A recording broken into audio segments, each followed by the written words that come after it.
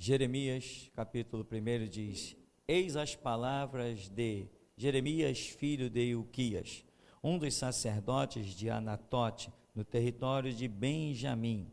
A palavra de Yahvé, o Senhor, veio a ele no 13º ano do reinado de Josias, filho de Amon, rei de Judá, e voltou a falar com ele muitas vezes durante o reinado de Jeoaquim, filho de Josias, rei de Judá, até o 5º mês do 11º ano de Zedequias, filho de Josias, rei de Judá, quando o povo da cidade de Jerusalém foi levado cativo para o exílio.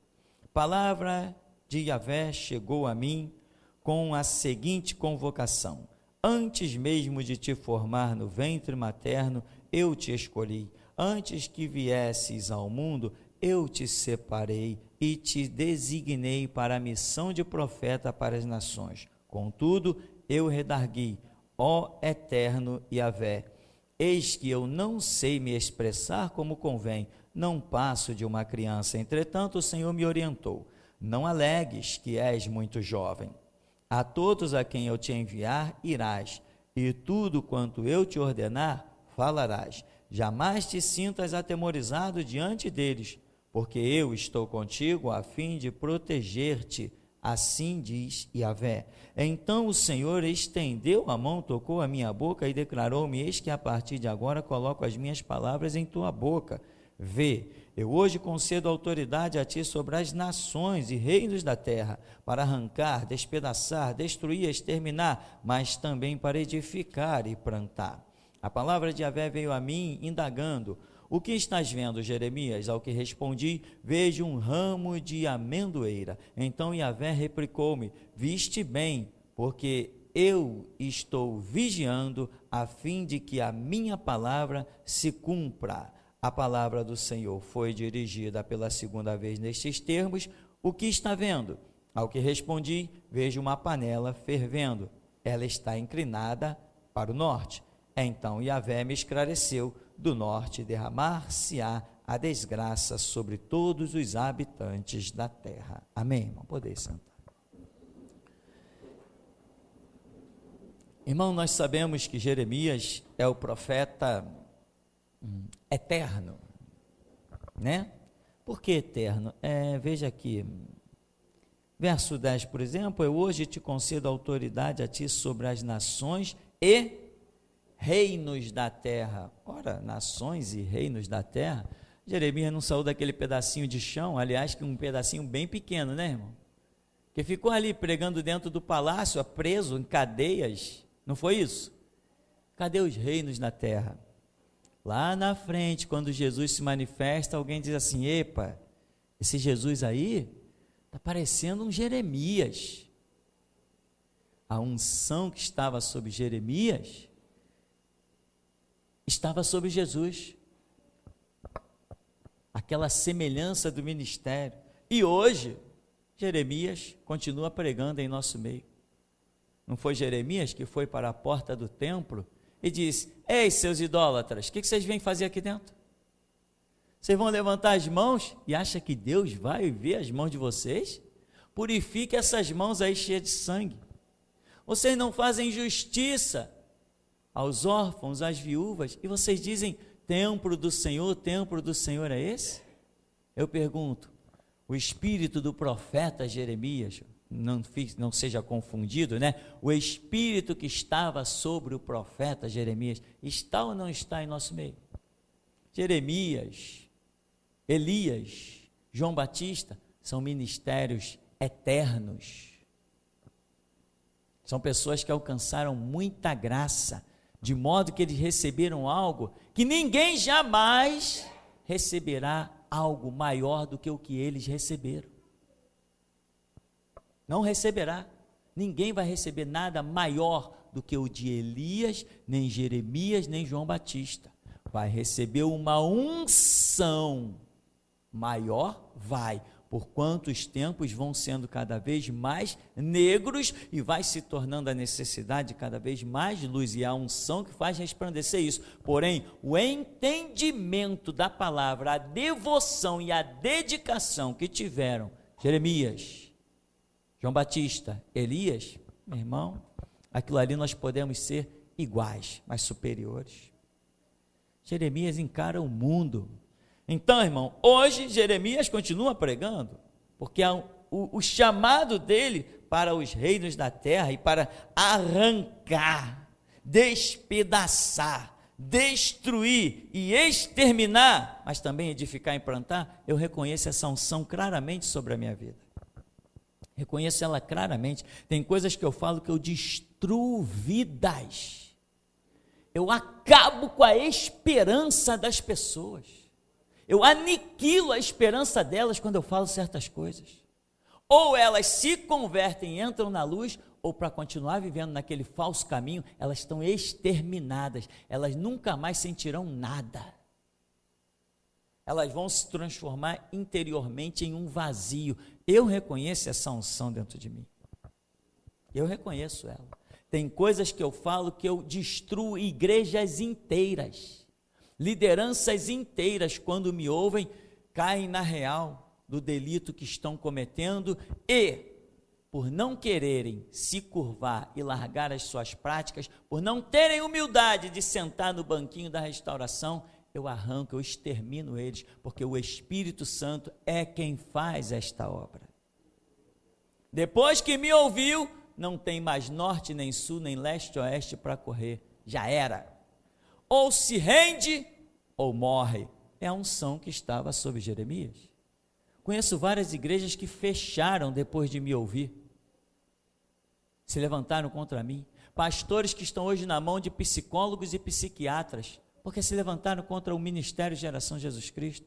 Igrejas que incendiaram na semana que receberam um CD e a pastora disse assim: isso aqui, ó, irmão, dentro da igreja, isso aqui é heresia. No dia seguinte, quando ela veio meter a mão na chave na porta da igreja dela, não existia mais igreja, tinha pegado fogo, e ela ficou que nem mendiga, dormindo na porta. Eu reconheço essa unção. Esse ministério de Jeremias é terrível, mas ele foi escolhido quando? Desde o ventre. Irmão, o que acontece? Não é Deus dizer assim, aquele ali é meu, aquele vai servir, eu vou abençoá-lo, eu vou agraciá-lo. Não, meu irmão, todos nós fomos escolhidos desde o ventre, todos nós, senão Deus teria feito o quê? Como a Bíblia diz, ele não faz acepção de pessoas, né? Ele não escolhe um e despreza o outro, ele não faz isso. A Bíblia diz que Deus chama todos os povos, de todas as tribos, línguas e nações. Jesus Cristo veio ao mundo e foi enviado a quem? As ovelhas perdidas da casa de Israel. Ele exaltou tanto os judeus que quando uma mulher cirofenícia se aproximou, ele falou assim: não é lícito pegar o pão dos meus filhos judeus e dar aos gentios cachorrinhos. Imagina. Mas eu te pergunto, Israel conheceu ao Senhor? Quem conheceu ao Senhor? Pedro, Tiago, João, Estevão, Bartolomeu, Filipe. E uma turma conheceu, mas a nação como um todo, aqueles a quem Jesus Cristo tinha sido enviado, reconheceram? Não, mas diz a Bíblia que ele veio para o que era seu, mas os seus não receberam. Porém, a todos quantos o receberam, deu-lhes o poder de serem feitos. Eles antes tinham dito o quê? Não é lícito pegar o pão dos filhos e dar aos cachorrinhos. Agora ele está dizendo o quê? Todos que me recebem agora são meus filhos. E aparecem uns pastorzinhos medíocres aí que nunca estudou teologia, nem nunca teve oração. Irmão, o judeu é um povo escolhido, né? Um povo privilegiado. Irmão, o judeu, ele só está seguro na eternidade porque no inferno tem espaço para todo mundo. Fala sério que judeu está seguro? Seguro sou eu que estou disposto a morrer pelo Evangelho de Jesus Cristo. Eu estou seguro. Eu estou firme, que eu sou obstinado, e se alguém botar um revólver na minha cabeça, meu irmão, eu vou dizer, dispara logo que eu tenho pressa de encontrar com o meu Senhor. Eu estou seguro. Agora, quem pisa no sangue de Cristo ao longo da história, quem cospe nele, quem não quer nem ouvir o nome dele, se você mencionar perto de um judeu o nome Jesus, ele te discrimina em gênero, número e grau. Isso é povo escolhido? Isso não é povo escolhido, isso é um lixo. O ser humano que descredibiliza a revelação de Deus, a Bíblia já disse o quê? Disse o nécio no seu coração. O que ele disse? Não a Deus. O que é o nécio? Louco. Quem não pensa coisa com coisa, um camarada meio irracional, ele não é lógico. Esses são os que estão vivendo, dizendo não a Deus, e como o judeu diz. Quando você diz não para uma revelação de Deus, é a mesma coisa que dizer não para o próprio Deus, irmão. Porque se você contraria a vontade desse Deus, esse Deus não vai mais contigo. Porque a Bíblia diz, andarão dois juntos se não estiver de acordo. Se você quer andar com Deus, você tem que estar de acordo com Ele. Senão não tem caminhada junto, não tem comunhão. Jeremias é um baita de um profeta, um grande homem de Deus. E aqui diz, verso 5, antes mesmo de te formar no ventre, eu te escolhi. Antes que viesses ao mundo, te separei. E como eu dizia, irmão, foi assim que Deus te olhou. Antes, pela sua onisciência, Deus já sabia, lá no século 21 ou no século 19, vai me nascer uma pessoa e eu tenho um plano para ela. Só que Deus viu isso, sabe quando? Antes de Gênesis. Antes de Deus criar o primeiro homem, Adão, sobre a terra, Deus olhou para o século 21 e disse assim, um dia eu vou ter um exército reunido para o meu projeto. Eu tenho um povo que eu vou reunir para o meu propósito. Aí, sabe o que aconteceu? A sua mãe faz besteira, seu pai faz besteira, não tem onisciência. Você poderia ter nascido com alguns problemas que tinham dificultar o entendimento da verdade espiritual. Deus foi lá, antes que tu te formasses no ventre, Ele já fez um milagre por você. E tem mais, os problemas que você tem, Ele quer fazer desaparecê-los, mas não depende de Deus. Na cruz Jesus Cristo disse, está consumado, completada a minha missão, depende de nós. Abraão, anda na minha presença, ser perfeito. Eu posso traduzir, Abraão, anda na minha presença, que tu serás perfeito. É isso, esse é o significado. Porque se Deus disser assim, Abraão, anda na minha presença, e ser perfeito, não, está errado. Porque se anda na minha presença, se eu estou andando na presença de Deus, eu já sou perfeito. Estou andando na presença de Deus, sou perfeito, porque ninguém pode andar na presença de Deus imperfeito. Está se iludindo, está fora, mas Deus está falando da sua presença. Então, Abraão, anda na minha presença e tu vai ser perfeito. Entende, irmão? O que acontece? Deus nos chama e tem projetos. Às vezes Deus nos chama cheio de carrapichos, que nem as ovelhas cheias de carrapicho, a lã suja, perna quebrada, todo problemático, pensamentos todos distorcidos. Se nós tivermos reconhecimento e humildade das coisas, Deus, como diz a Bíblia, eis que faço novas todas as coisas. Se alguém está em Cristo Jesus, é o quê? Uma nova criatura. As coisas velhas se passaram e tudo se fez novo. Deus já te deixou vir à existência. A Bíblia diz que o varão que não é nascido segundo a vontade da carne, mas sim de Deus. E nós temos entendido claramente que o doador da vida é Deus. Ele forma as trevas, Ele cria a luz. Nenhuma vida se forma no ventre se Ele não disser haja. Entenda, irmão, o milagre que Deus já tem realizado na tua vida. E o mais que Ele tem feito em te levando hoje a conhecer uma verdade da Escritura. e te mostrar um caminho que basta você entrar no teu canto, dobrar teus joelhos e falar com Deus, e ali te será dada toda a verdade nua e crua, sem sombra de dúvidas, de modo que você não tem mais nenhum motivo para perder a grande glória que te está proposto nas virtudes do século vindouro. Não tem mais por que perder isso. Se obstine, se determine que não vai viver, se não for para servir a Jesus Cristo. Determine-se nisso, deixa isso enraizar dentro de você, de modo que não consiga nunca mais sair, com tantas raízes rodeando todo o teu ser, todas as tuas concepções, de modo que você não consiga nunca mais negar aquilo que te tem sido dado. Eu te escolhi, Jeremias, antes que tu formasses no ventre. Sabe qual é a questão, meu irmão? Já que Deus escolheu, e eu estou afirmando, Deus escolheu a todos, cada um para a sua obra, cada um para um nível de obra, cada um para alguma realização. Para mim, eu creio nisto. Deus não escolheu só Jeremias. O que ele diz para Jeremias, ele está dizendo para todos nós, para todo ser humano sobre a terra. Todo ser humano que nasceu e nascerá sobre a terra, Deus tem um projeto na vida deste ser humano. A questão é o que o ser humano vai entender. E tem mais, irmão, não tem privilégio não.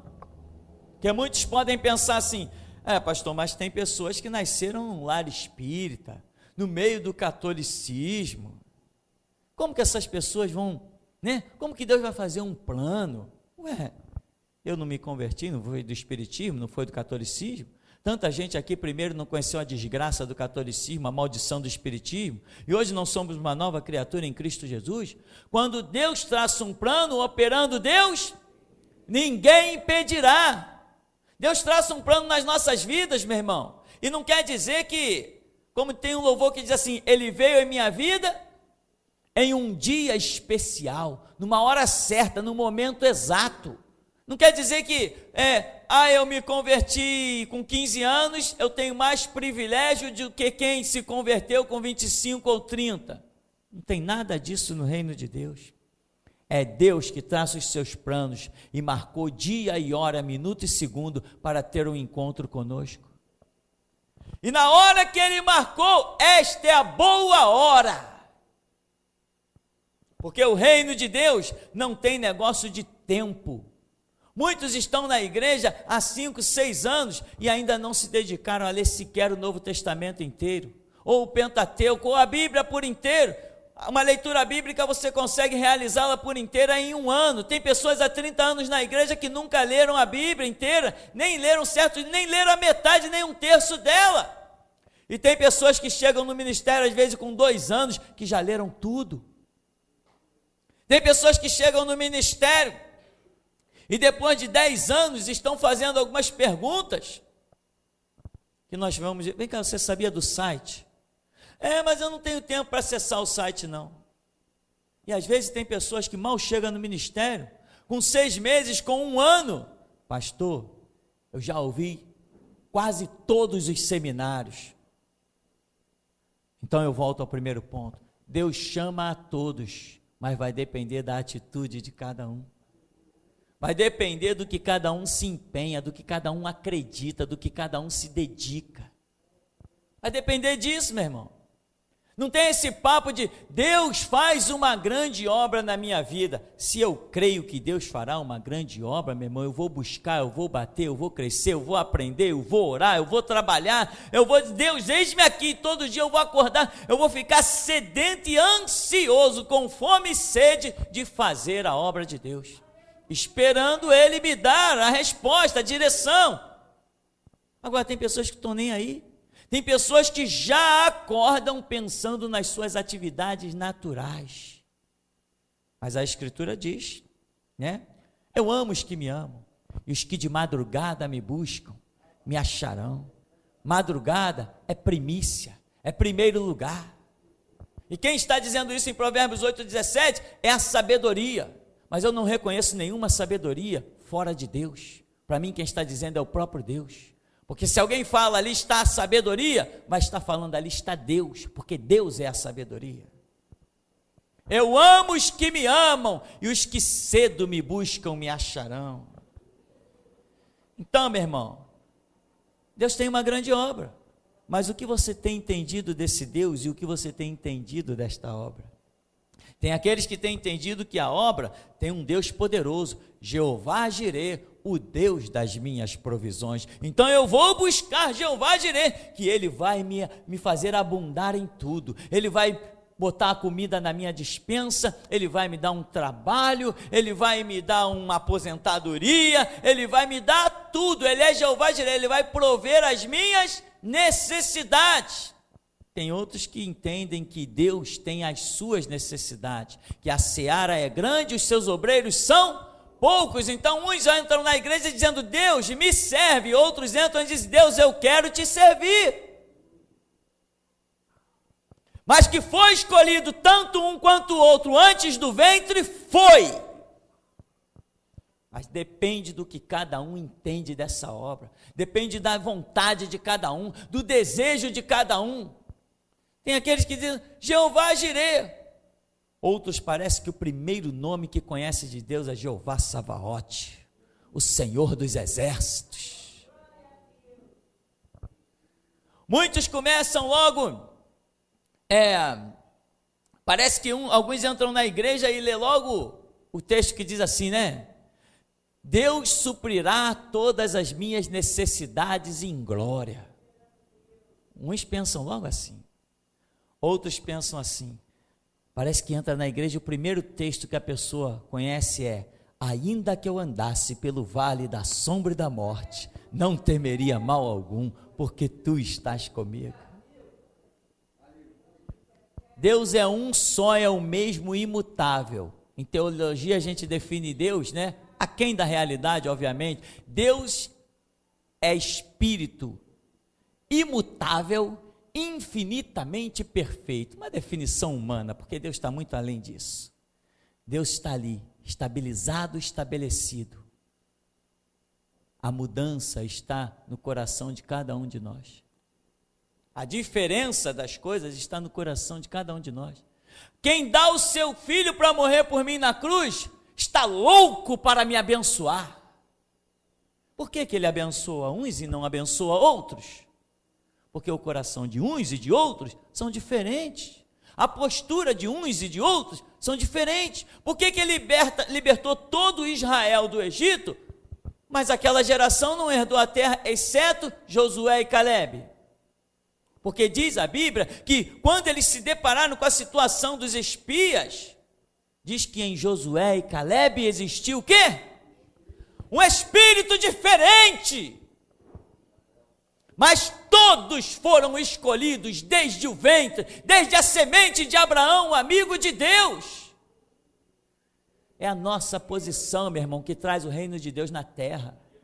É a nossa posição que faz os céus se abrirem.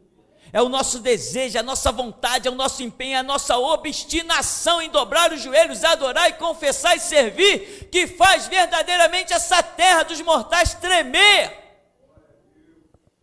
Quando um povo se reúne para adorar a Deus, é como Israel quando se reunia para adorar. Hoje isso não está acontecendo no natural, por enquanto, mas no espiritual sempre acontece. Quando Israel se juntava para orar, as nações vizinhas, os assírios, os sírios, diziam: o Deus dos hebreus baixou ao arraial deles, porque a terra tremia. Eles sentiam a quilômetros a terra tremer e diziam: o Deus dos hebreus baixou ao arraial deles. Eu te afirmo, meu irmão, que hoje, se você for um verdadeiro adorador, Satanás, que habita nas regiões celestes, ele sente o seu reino tremer e diz o seguinte: Deus encontrou na terra dos mortais um verdadeiro adorador. Verdadeiro adorador não é só quem abre a boca e louva, é quem encontra o altar e oferece a vida. Este é o verdadeiro adorador. Então, meu irmão, você foi chamado desde o ventre. Faça jus ao seu chamado. Não despreze isso. Não despreze isso. Eu me alegro quando eu Deve ser espiritual. Meus olhos passam e Deus aponta assim ali, ó. Tem um, tem outro, tem outro. Sabe, irmão, eu prego com mais alegria, eu prego com mais vontade, porque eu vejo que Deus está trabalhando na terra dos mortais. Sabe, meu irmão? Agora, infelizmente, não se pode dizer de todos, mas muitos são chamados, poucos, porém Deus não desprezou ninguém, Deus chamou muitos. Chamou muitos, mas tem semente que cai entre espinhos, os cuidados do mundo sufocam. Tem outras que caem à beira do caminho e as pessoas não levam tão a sério, não vigiam, vêm as aves e levam e vai embora. Tem outras que caem entre pedregais, mas os cuidados dessa vida são tão terríveis. Mas sempre haverá uma semente em boa terra, meu irmão. Sempre haverá. Sempre haverá uma semente em boa terra. Não é possível que em 7 bilhões de habitantes Deus não encontre pelo menos um que lhe diga: Deus, a minha vida é tua. Não é possível. Não é possível. Se é dando que se recebe, alguém vai reconhecer esse grande amor de Deus e vai dar a sua vida em sacrifício vivo, santo, como holocausto agradável diante de Deus. Alguém não vai permitir que o fogo do altar se apague, e ele vai arder continuamente. Alguém não vai permitir. Mas, meu irmão, você foi chamado desde o ventre, e se você foi chamado desde o ventre, vá diante desse Deus. Deus, está aqui a minha enfermidade, livra-me dela, porque tu me amaste, me chamaste desde o ventre, tens uma obra na minha vida. Deus, está aqui esse problema, eu não quero mais saber disso, eu quero ter um problema, Senhor. O meu problema, o problema que eu quero ter é buscar dia a dia como te servir e te adorar melhor. Esse é o problema que eu quero ter na minha vida, eu quero ser incomodado por isso. E Ele faz o milagre. Ele faz o milagre, meu irmão. A juíza me perguntou lá na CGU, no inquérito lá daquele louco que está no banco dos réus, porque ninguém vence a igreja do Deus vivo.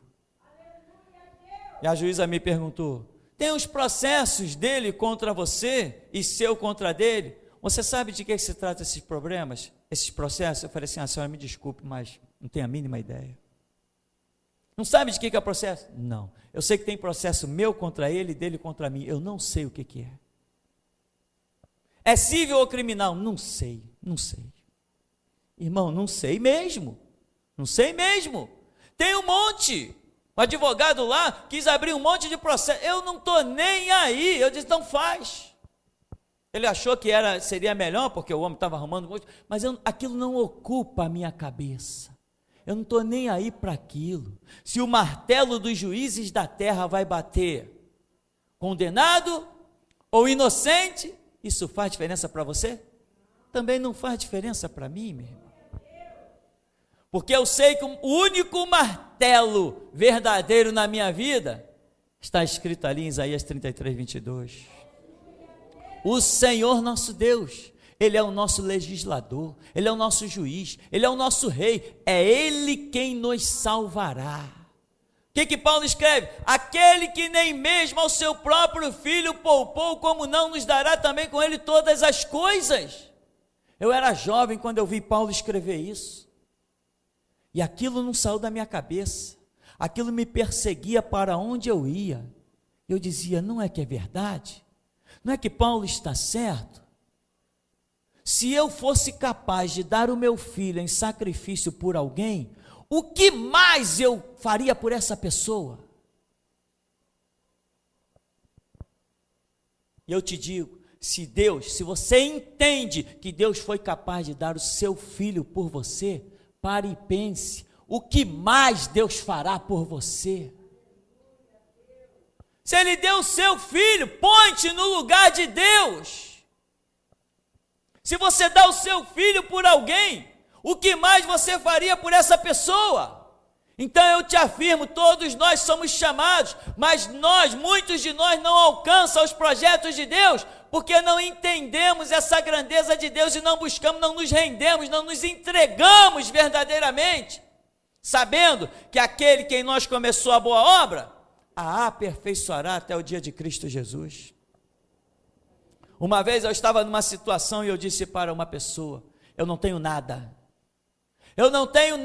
eu só tenho aqui no meu bolso dinheiro de passagem para voltar para casa.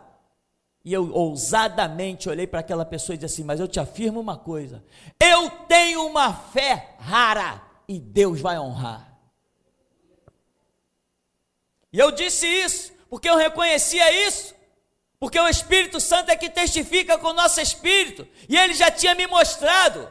Olha dentro da tua igreja, olha por onde você passa, em todos os lugares, ninguém tem uma fé como a sua. E eu dizia para as pessoas: eu tenho uma fé rara, e vai chegar uma hora que Deus vai me honrar. E honrou, só que fez além do que pedimos ou pensamos. Por que eu desenvolvi essa fé? Porque eu entendi, se alguém dá o seu filho para morrer daquela maneira horrível por mim, o que mais este alguém não faria? Depois eu li Jeremias, fiquei assustado. Antes que te formasse no ventre, eu te conheci, as nações te dei por profeta. Só que eu não vi ali Jeremias, eu vi ali todo aquele que nasce. Deus tem um projeto em sua vida. Mas cadê o projeto na vida de muitos? O projeto não depende de Deus, porque a parte de Deus já foi feita. Depende de nós aceitarmos os projetos, os planos, nos enquadrar. Mas fato é que antes que nos formássemos no ventre, o Senhor, na sua onisciência, onipotência, já havia posto os seus olhos em nós, antes que nós existíssemos. Se você pegar os racionais por aí, sabe o que eles vão dizer? Esse camarada é louco. Ele está dizendo que Deus viu alguma coisa antes que essa coisa existisse.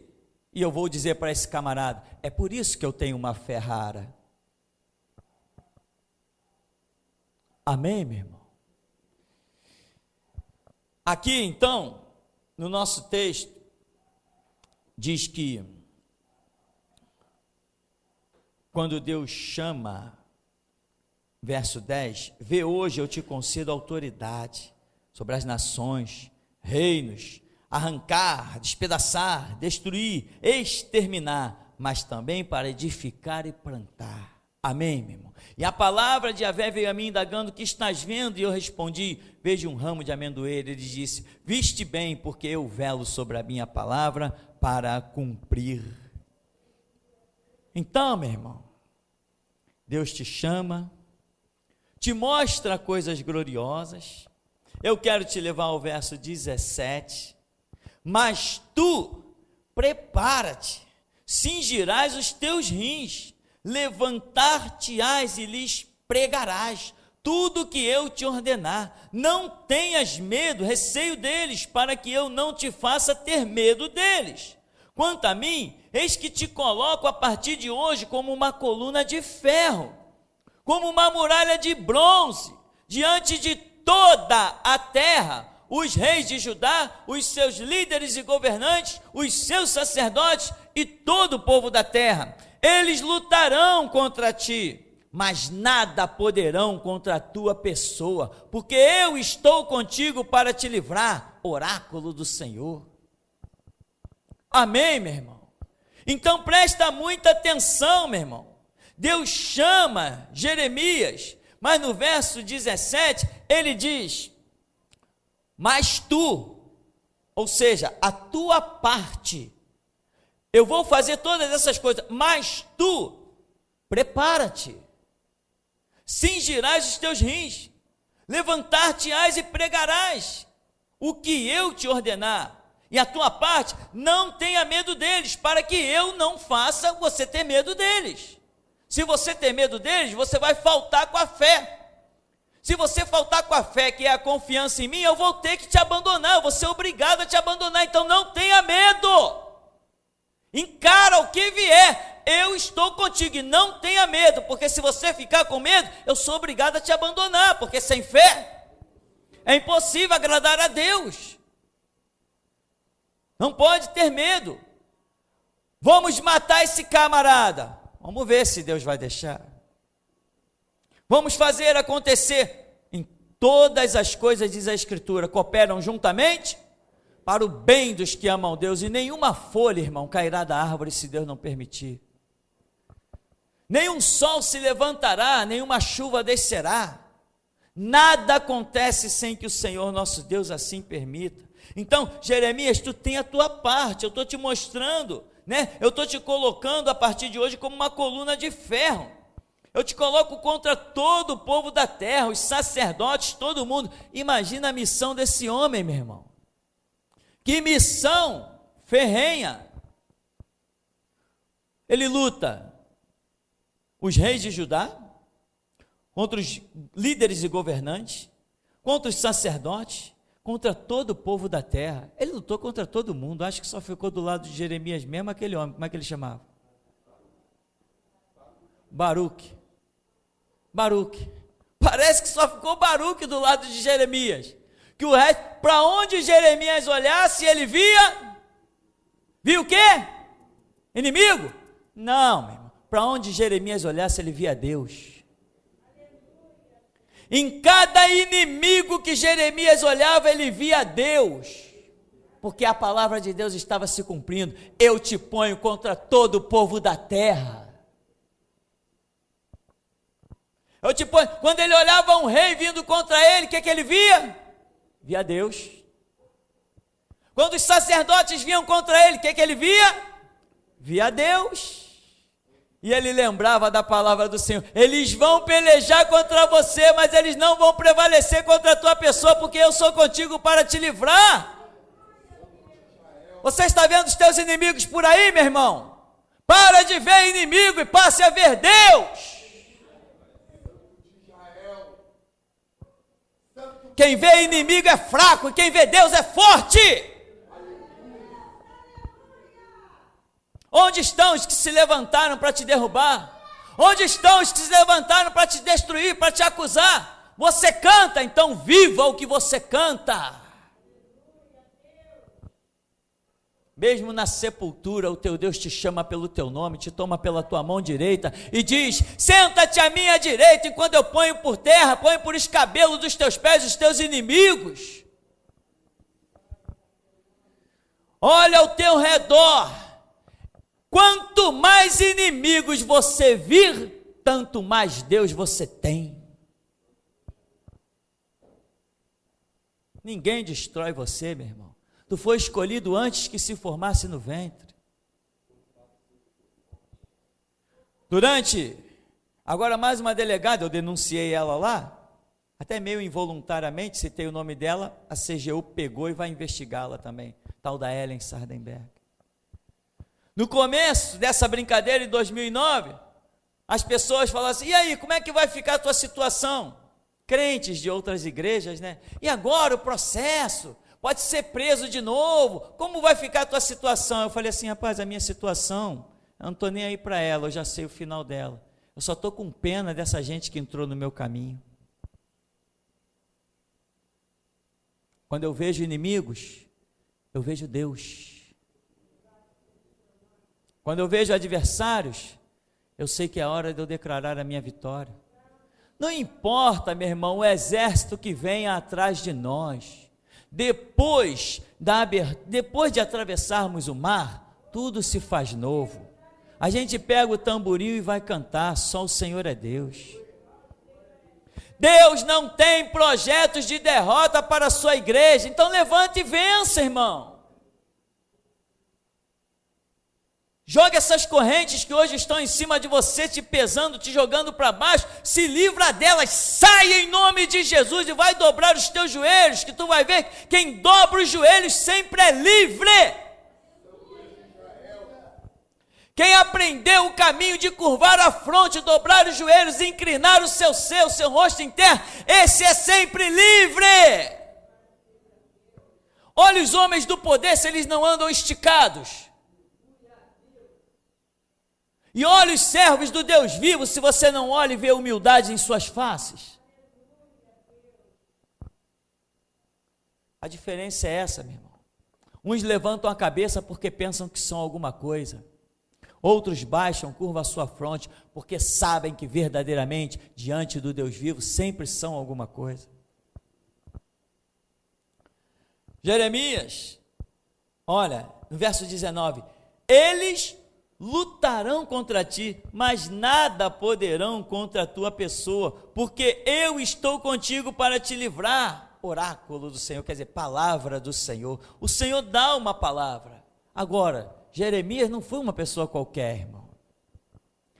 Imagina uma pessoa que tem que lutar contra os reis, contra líderes, governantes, sacerdotes, e não é só isso.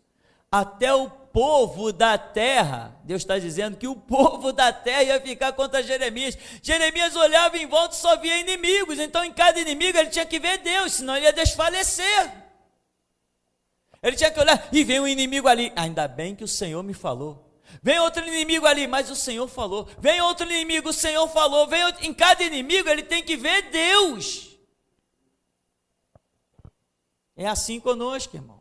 Você foi chamado desde o ventre. Hoje você tem que chegar na sua casa e dizer: eu vou fazer valer o meu chamado.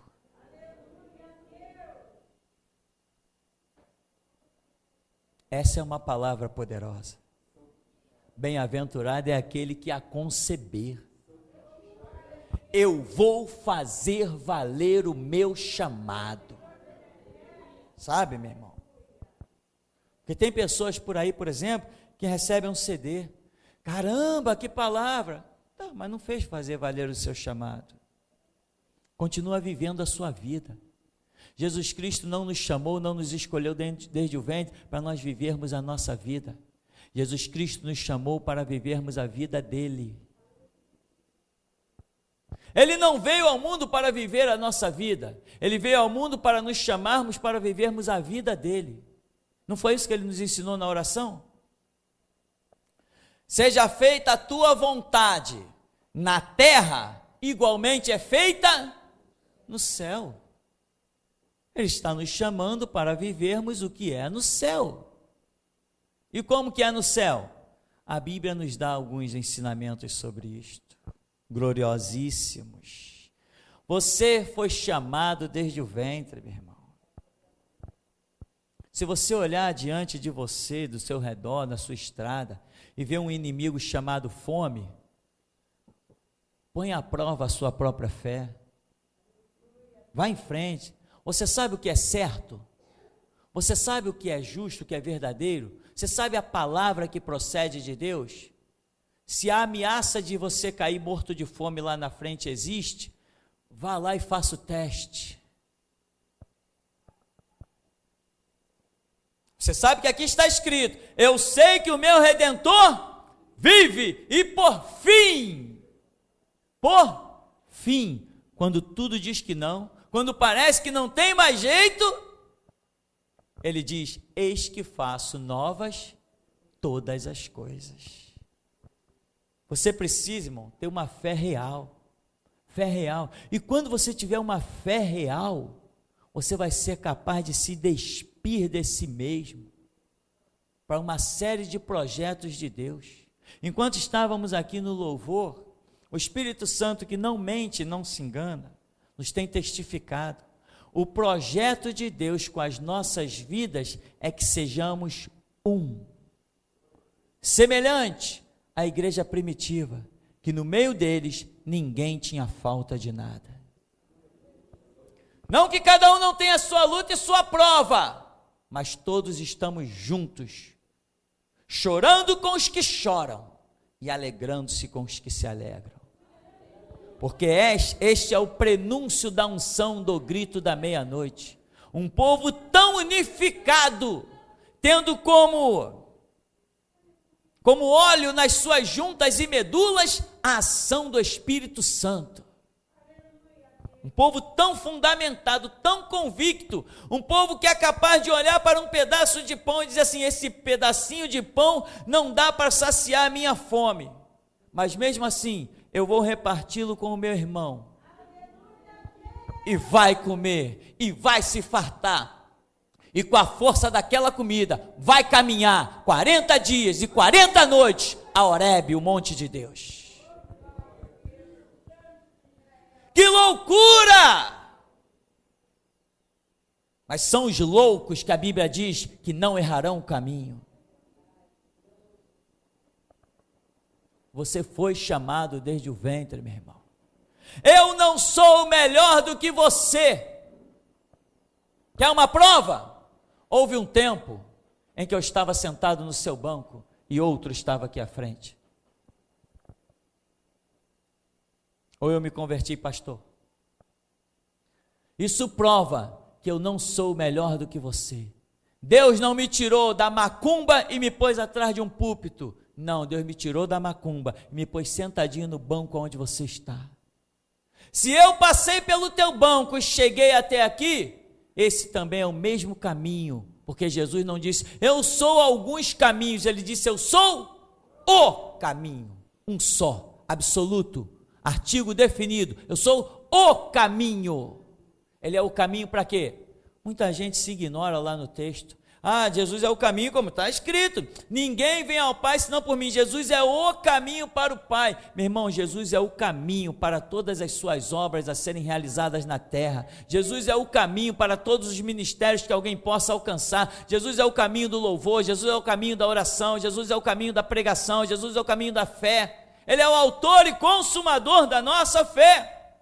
Você foi chamado desde o ventre. E tem mais, essa palavra aqui não é para idoso, para equilibrado, nem para adolescente, nem para criança. Essa palavra aqui é para todos. Porque o Espírito Santo não está limitado a trabalhar nesta manhã, nem nunca, em faixa etária. Quanto aos menores, ele disse, esses menores são bem-aventurados, os seus anjos diariamente contemplam a face do meu Pai.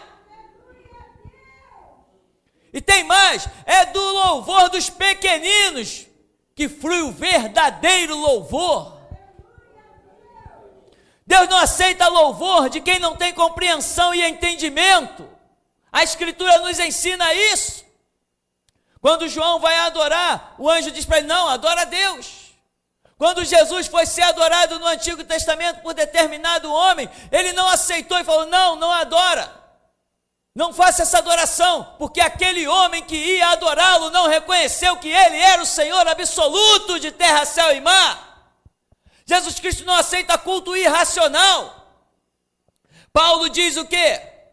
Não vos conformeis com este mundo, mas transformai-vos pela renovação do vosso entendimento, para que experimenteis qual seja a boa, perfeita e agradável vontade de Deus. Porque o nosso culto tem que ser um culto racional. Então eu afirmo, aqui dentro, todos nesta hora estão recebendo a palavra e o Espírito, sem nenhuma exceção. Se tiver alguma criança dentro de algum ventre aqui, eu estou dizendo para ela, prepara-te porque grande é a obra. E ela está me ouvindo. Ela está me ouvindo. E muito bem, e às vezes mais do que aos racionais, inteligentes e estudados. Você tem que viver pela fé, meu irmão, porque sem fé não há caminho nenhum para se seguir. No capítulo 2, no verso 13, diz assim, o meu povo cometeu 2 crimes, eles me abandonaram, a mim, a própria fonte de água viva, e tentaram cavar as suas próprias cisternas, poços rachados. Porventura Israel, meu povo, nasceu para ser escravo? Ou um simples servo nascido na casa do seu senhorio? Ora, então por que foi que se tornou uma frágil presa? De leões que rugem e urram contra ele. Reduziram a desolação a sua terra, suas cidades foram queimadas, e as deixaram completamente desoladas e desertas. Aí Deus vai continuar dizendo, até mesmo um povo mínimo os oprimiu, os destruiu. Mas olha o que diz, o meu povo cometeu 2 crimes, eles me abandonaram a mim, fonte de água viva, e tentaram cavar as suas próprias cisternas. Isso costuma acontecer. As pessoas acham que podem rejeitar o que vem do alto e criar as suas próprias situações. Com Jeremias aqui, tem uma passagem que ele fala, que o Senhor diz para ele assim: olha, aonde eu te enviar, tu irás. O que eu te mandar falar, tu falarás. E essa é a desgraça de muita gente, porque as pessoas pensam que são alguma coisa. Eu tenho entendimento, eu tenho conhecimento de Bíblia, então eu vou debater. Irmão, eu odeio debate. Eu odeio, eu tenho aversão. Eu só me meto em debate, como me meti lá naquela rádio uma vez, só porque Deus falou que era para eu estar lá, mas eu estava louco para não pisar naquilo lá. Quem quer pisar em casa de prostitutas? Essas rádios evangélicas não passam de casa de prostitutas, abominações aos olhos de Deus. Elas se dizem evangélicas. Eu prefiro, quando eu ligo um rádio, eu prefiro sintonizar numa música clássica, numa música popular, do que ouvir essas rádios evangélicas. Eu não ouço aquilo de jeito nenhum. Eu tenho nojo dessas rádios chamadas evangélicas, igual os programas de televisão chamados evangélicos. Eu prefiro assistir, se eu quero me distrair com uma televisão, eu prefiro assistir um programa popular, de gente dançando, de gente pulando, de gente contando piada, mas eu não assisto programas evangélicos, nem ouço nas rádios, nem assisto na televisão. Os programas evangélicos me dão vontade de vomitar. O que eles chamam de Deus, eu chamo de diabo. O que eles chamam de palavra bíblica, eu chamo de doutrina de Satanás. O que eles chamam de pastores, eu chamo de servos do diabo, filhos da perdição. Aqui, Jeremias recebe uma palavra: olha, eu estou te dando a minha palavra, toca os lábios de Jeremias, coloquei as minhas palavras nos teus lábios, tal. Jeremias não tinha o direito de se sentir nada, irmão, porque Deus está deixando bem claro: eu estou te dando, mas você só vai abrir a boca quando eu te mandar. Eu estou te dando para pregar a esse povo, toda a nação, mas você só vai aonde eu te enviar.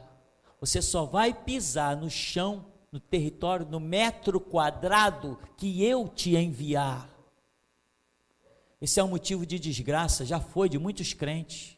Eu tenho a palavra, eu vou me inscrever na junta de missões. Daqui a pouco o camarada está morrendo no meio dos índios, está lá vivendo de vida inútil, recebendo salário da igreja à toa para não fazer nada. Missionários que nunca foram enviados por Deus, ou melhor, missionários que nunca foram reconhecidos por Deus. E muitos cristãos, meu irmão, são assim: eu tenho a palavra, eu vou fazer. Não, ter a palavra é um fato, ser enviado a realizar alguma coisa é outro fato. Nós só somos enviados depois de Deus se manifestar na intimidade conosco. Enquanto não houver uma revelação íntima do Deus vivo, meu irmão, não ouses fazer nada. Você vai pisar em abismos que talvez não tenha caminho de retorno. Jeremias, vai e faz. Não, Jeremias, vai aonde eu te enviar e você fala o quê? O que eu te der a falar. Esse é outro problema das comunidades evangélicas no mundo inteiro, porque eles não discernem o tempo da palavra. A palavra tem que ser dita a seu tempo. Provérbios: como maçãs de ouro em bandejas de prata, assim é a palavra dita a seu tempo. E muita gente está por aí iludida. Tem conhecimento de coisas, se encontra em situações e a sua mente começa a funcionar. Eu tenho conhecimento bíblico, e começa a puxar na sua mente o conhecimento bíblico para falar, ou melhor, para se exibir. A palavra de Deus não é fonte de exibição para ninguém, ela é fonte de vida, arrependimento, conversão. E aí as pessoas começam a puxar na sua mente: eu tenho conhecimento bíblico sobre esse assunto, eu lembro disso, eu lembro daquilo. Irmão, quando Deus quer que você fale, você não precisa puxar da mente. É o Espírito Santo que nos traz à memória todas as coisas. Você sente que você não pensou, mas a palavra veio nos teus lábios. E tem mais, não é só a palavra, porque só a palavra não é nada. Jesus Cristo falou, a palavra que eu vos tenho dito é Espírito e vida. Não é só a palavra, ela tem que vir com a unção. E muita gente começa a falar do que sabe, do que conhece e se estressa, se cansa e não vê resultado. Outros querem falar de coisas que já não faz mais parte do projeto de Deus. Vamos falar aqui hoje de sacrifício de animais? Para quê? Vamos falar das doutrinas do Pentateuco, das regras que Deus deu para os carecas, para as calvícies, das regras que Deus deu para os ornamentos das mulheres. Vamos falar disso? Não, por quê? Esta, embora seja uma palavra verdadeira, a dispensação não é dela. Jeremias, você vai aonde eu te mando e você diz o que eu te ordeno. Muitos estão mortos, sabe por quê? Conhecem a verdade, mas o que eles querem declarar é aquilo que eles próprios gostam de declarar. Só para encerrar, irmão, nesse período aqui eu coloquei essa observação, para que essas lições de Jeremias, do chamado do servo, o chamado do profeta, possam entrar na sua vida. Porque o tema central, o nosso título dessa mensagem, eu posso assim acreditar, é: Deus te chamou desde o ventre. Agora, esse chamado só vai se concretizar, só vai ter o seu resultado, só vai ter o seu efeito, se você puder entender, compreender e se render aos projetos de Deus. Amém? Até aqui nos tem ajudado o Senhor.